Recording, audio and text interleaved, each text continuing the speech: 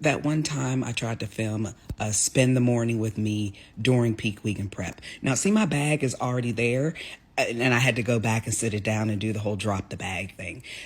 And this was really after I was done with the whole daggone hour. But I forgot the tripod. So I was like, okay, let me just get my hour in, do it, and then I'll get back on the step mill for like a couple seconds and just record me doing some steps.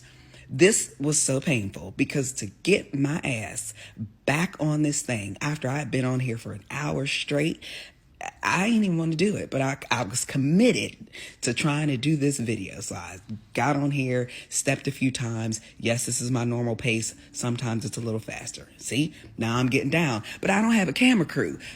So I get down, got to grab the camera, now to go to the next thing. But you got to show that was tired and that was sweat because I was on there for hours. Then I went into the other room across to do some vacuums. I always do my vacuums, and so I wanted to show that. I did a video on it. There was women asking me who had abdominal surgery or the abdominal splitting and how to get their abs tighter without doing floor work. And so this is me just doing it. Now that's my belly out regular.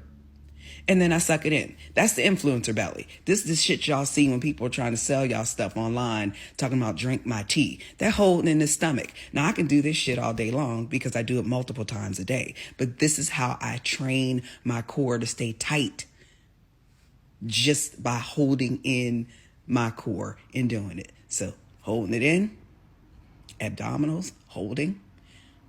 So now I'll pull it down. Again, got to get the camera. So typically after I'm done with the step mill, I always go over and I do my ab work in the morning a couple of days out of the week. Because truth be told, I hate doing abs.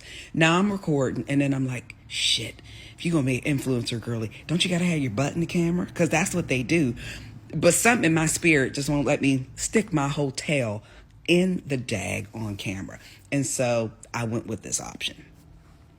I didn't record all the ab work I did because at this point I was already frustrated that I didn't have a tripod. This lighting sucks. And so I'm like, you know what? I'm going to just get this set in and call it a day. Now, typically I do these sort of crunches and then I do a hanging leg raise and then I'll lie on the floor and do lying leg lifts. I'll typically do those three at least 3 or 4 days in the morning out of the week.